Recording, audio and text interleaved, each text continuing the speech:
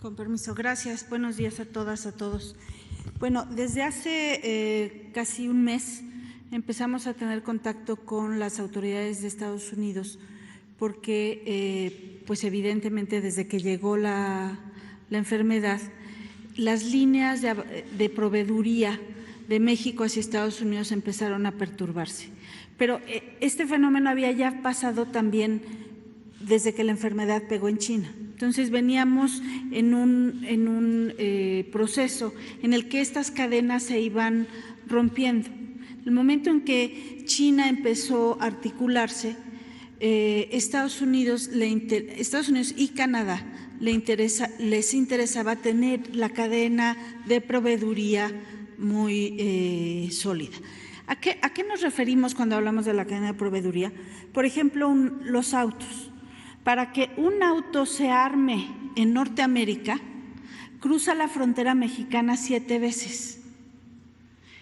¿Esto qué quiere decir? No es que lleguen todas las piezas en un solo momento y se arme en alguna de las plantas en los distintos estados de México, sino que puede ser que un motor o la mitad de un motor o los componentes de un motor para una camioneta se inicie su construcción en Alabama, llega a México, se le incorporan otras partes, viaja a Missouri, regresa a Monterrey y así se va haciendo la cadena. Entonces, esa cadena de proveeduría es muy importante. México, además, es uno de los grandes exportadores de autopartes, es decir, producimos todos estos componentes.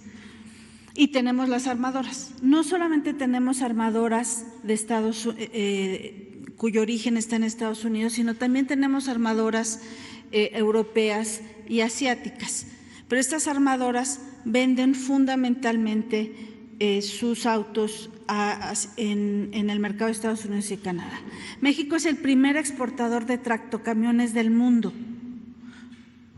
Producimos tractocamiones, camiones de carga para todo el mundo. Entonces, sí era muy importante sincronizar la entrada en vigor. Pero había una diferencia muy importante entre Estados Unidos, Canadá, incluso Europa y por supuesto Asia, con México. La diferencia es que, como aquí se ha señalado, la llegada del COVID-19 fue posterior en México que en los otros países.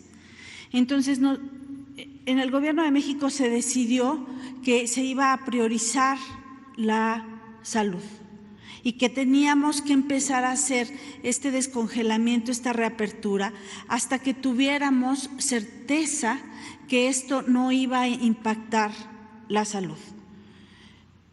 Les decía, desde hace casi un mes, empezamos a explorar qué es lo que se podría abrir. Y la primera pregunta que nosotros hicimos, y no solamente en automotriz, sino en eléctrica, en electrónica, en aeroespacial, en otras ramas. Y la primera pregunta que hicimos fue, ¿y cuándo abre la industria en Estados Unidos? Y la respuesta era, pues no sabemos bien. ¿Por qué? Porque justamente también en Estados Unidos la enfermedad pegó de manera muy distinta. Todos escuchamos el caso de Nueva York con un impacto muy, muy fuerte y la enfermedad tuvo distintos ritmos, un ritmo distinto de Illinois que de California o Florida. Entonces, la apertura en Estados Unidos también ha sido distinta. Y entonces, el acoplarnos a esa cadena, en realidad, nosotros hemos priorizado que pongamos cuando nosotros vamos a estar listos. Entonces, esa era una parte de la apertura, pero teníamos que también tomar en cuenta que teníamos que considerar que la apertura no afectara a la salud en México. Entonces, hemos seguido y por eso insistimos en este reordenamiento cauto. Y para ello, entonces, pedimos los más altos estándares a las empresas que se van a incorporar a la lista de esenciales. Estas empresas tendrán que tener estándares sanitarios muy altos y la mayor parte de ellas empezamos a trabajar con ellas en los estándares. El regreso a la nueva normalidad va a ser un regreso donde probablemente esta sala siempre luzca como ha lucido desde que se adoptó el distanciamiento. Ya no van a ver las sillas juntitas como teníamos hace unos 3 meses, sino justamente ese es el tipo de cosas que les vamos a pedir a la industria. Y un acoplamiento paulatino y gradual. ¿Por qué gradual? Porque Estados Unidos tampoco abrió completamente. Y el tipo de bien que se produce, que es el de los autos, ha sufrido una caída notable, del 95% la venta de automóviles en Estados Unidos. Entonces, sí nos interesa seguir integrados en esas cadenas, pero nos interesa sobre todo cuidar la salud en México y nos interesa que la apertura que hagamos realmente construya de nuevo estas cadenas.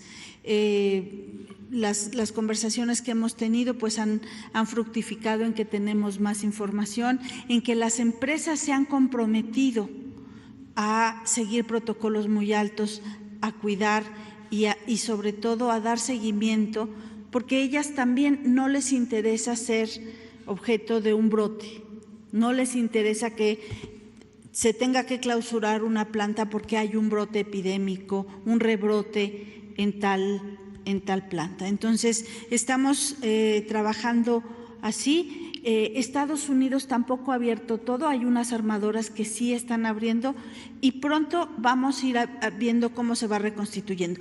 Porque era también importante automotriz, hay otras cadenas, les decía.